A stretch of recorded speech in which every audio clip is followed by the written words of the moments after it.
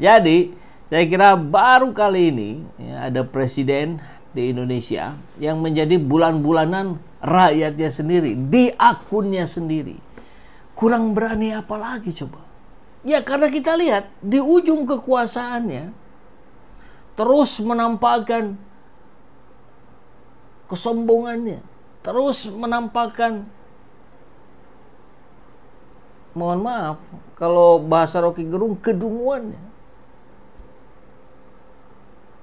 Akhirnya kan tumpah ruah. Kok nggak tahu diri sih gitu? Kok keji banget sih? Nah, coba kita lihat gambar ilustrasi di pembangunan Indonesia maju. Maju kemana? Indonesia sejahtera, siapa yang sejahtera? Keluarganya. Ini postingan 4 jam yang lalu. Hari ini resmi buka Trade Expo Indonesia. Kita lihat ya. Ini 4 jam yang lalu.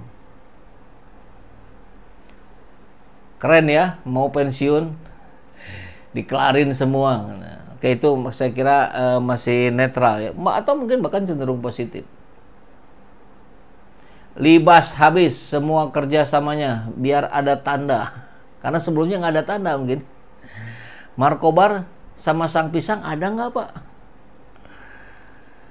Mulai ini ya.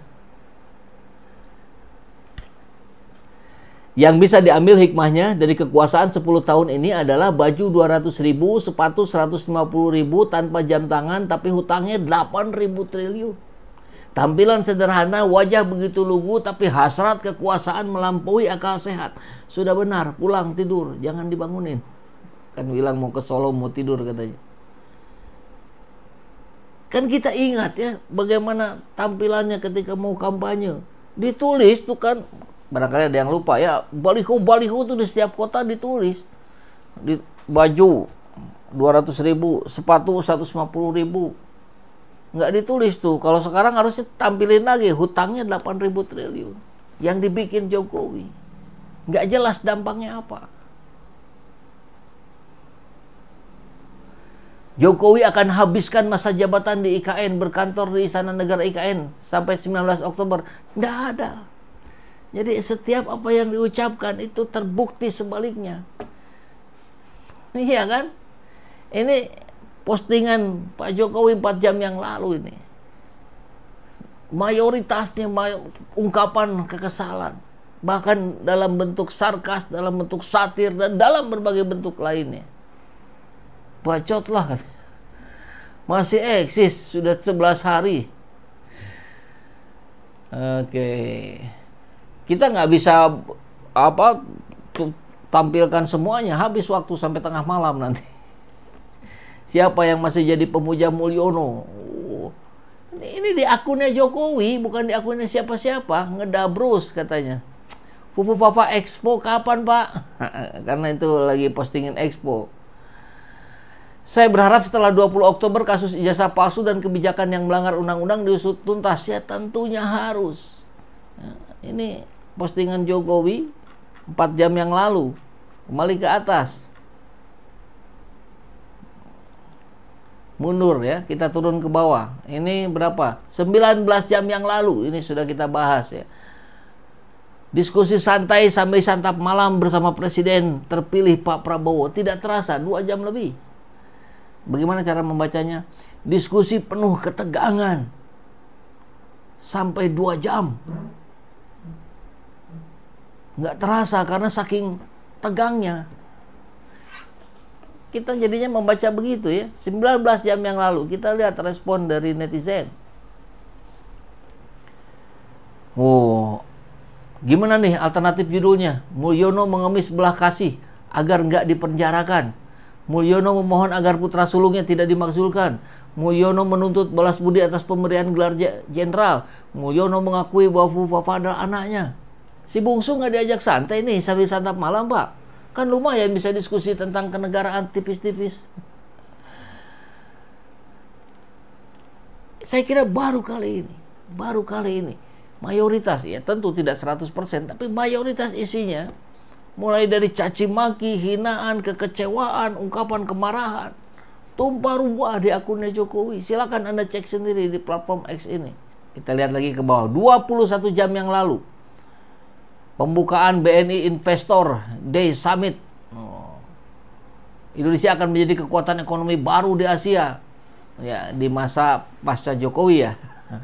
Ini selama ini pertumbuhan ekonomi tidak pernah mencapai target yang Anda tetapkan sendiri. Kita perlu pertumbuhan ekonomi 9% untuk memulihkan kemunduran ekonomi selama periode Anda memimpin. Mengapa 9% tidak tersedia cukup lapangan kerja bagi pengangguran saat ini? Hebat ya. Sudah tersampaikan langsung nih. Gini amat Mulyono. Mulyono gini amat cawe-cawenya.